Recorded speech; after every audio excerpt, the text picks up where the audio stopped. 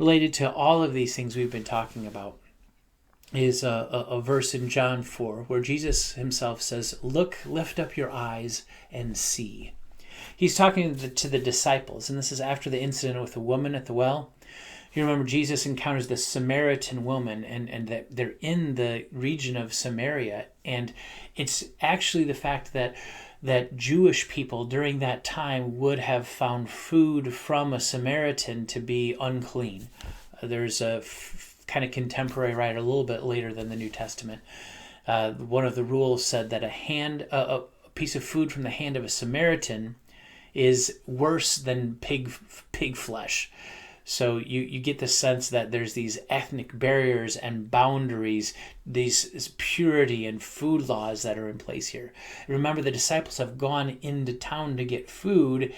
They're looking for some kind of Jewish kosher takeout, I suppose, because they know they can't eat Samaritan-tainted food. They come back to find Jesus talking with a Samaritan woman at the well, not what they expected. She leaves to go tell her friends about Jesus. And they ask Jesus if he wants some of this kosher food that they found in town. And Jesus says, "I've got food of which you know nothing about." And they think, he's like, "Well, where did he get the food?" He didn't get the food from the Samaritan woman, right? He couldn't do that. There's like laws against that. And Jesus says, "No, man, it's doing the will of my Father in heaven. That's the food I have." And he goes on to tell them that while the disciples have been concerned about food laws and staying pure and setting up the boundaries that keep Samaritans out and Jews in and safe and clean, Jesus is in the business of crossing those boundaries and engaging real people. He talks about the people in that Samaritan village as a kind of field ready for harvest. And so he tells his disciples, "Look, lift up your eyes and see, the fields are white for harvest. Where you saw only people who could make you unclean, I see people who desperately need to be brought in because they're ready for God's kingdom." It strikes me that when Jesus says something 3 times, it's really important. And your translation might not even get it, but in the original, it's 3 times Jesus says, "Look, lift up your eyes and see, the fields are white for harvest." Emphasis. Jesus wants us to put on Jesus colored glasses and see the way Jesus sees things, to engage outsiders and scary people that might make you unclean or may not believe the way you do or may not pray the way you do or interpret scripture the way you do, to see those people not as someone we need to protect Jesus from, which is exactly what the disciples were doing. Where'd you get food? Were you sure it was kosher? Instead, Jesus wants us to see the fields around us as ripe for harvest, desperately needing to be brought into the kingdom. So it's an attitude, it's an aptitude, it's a way of seeing the world around you that approaches it with exploration, that says you're curious about what's going on in the lives of the people around you. It should be fun, and you've got the freedom to fail, which means you can have the courage to try. All of these things go into approaching this walking with discipleship as if it were a kind of adventure. And that's the last tool I'd put in your bag in this section, a spirit of adventure, a spirit that says, "I can't wait to see what happens next." And the story I'd like to tell you there has to do with my daughter Naomi. I'd like to share this video with you.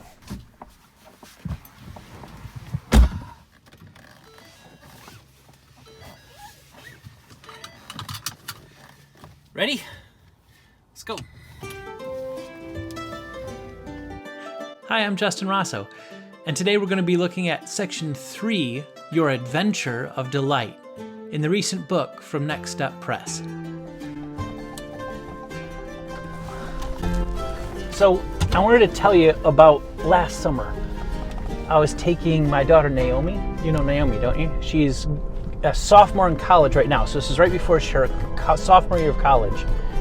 And I was taking her to go get her wisdom teeth out. She had to get all 4 of her wisdom teeth out, and I did that when I was a senior in college, and it was awful.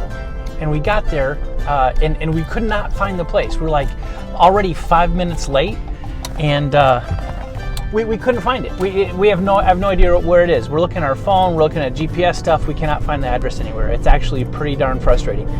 So we pull out of this parking lot, And one thing you need to know about Naomi is that she is known for this saying. Like whenever she takes a wrong turn or whenever she gets lost, you could ask her sister Liz that she drove to school with every day.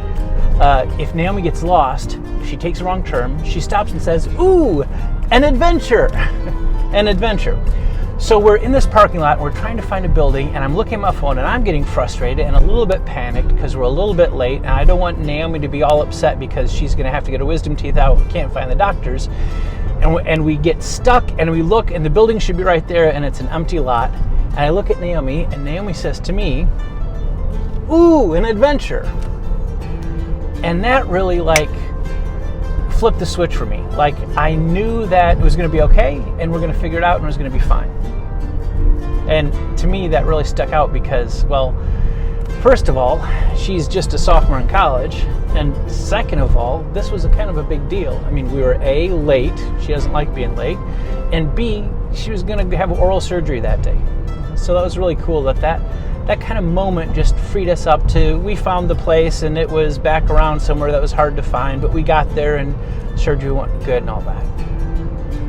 But I wanted to tell you about that today because of this section 3 that we're entering into in the book Delight. It's about your faith walk as an adventure, and if you approach following Jesus as a kind of adventure, that really changes the way you think about things. So sometimes you kind of get lost, you take a wrong turn, you're not sure where you're supposed to go, maybe your blinker isn't working right or your headlight's out, you're driving around in the dark and it feels like you've got a padiddle in your faith life. And you know what? That happens sometimes.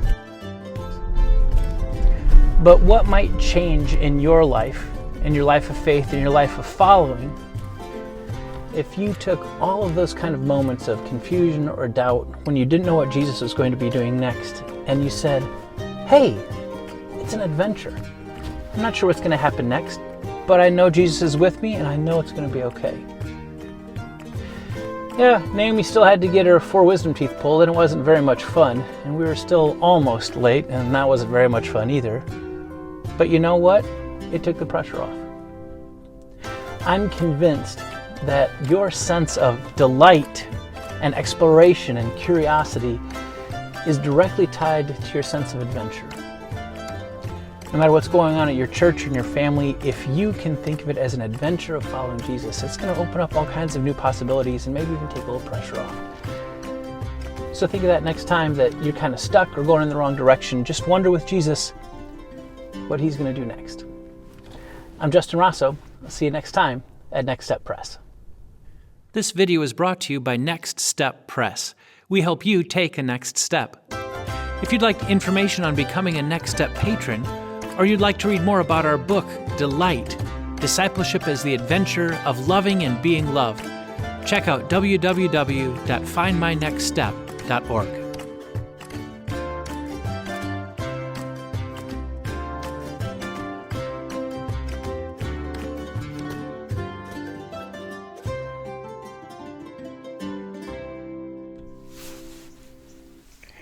Ooh, an adventure. What a great way to leave your house in the morning. What a great way to go to an office party where you're not sure if everybody there knows Jesus or not. What a great way to head to the market and to stand in line with someone who's not like you and doesn't think like you and doesn't believe like you. What a wonderful way to approach your life. Ooh, an adventure. I wonder what's going to happen next.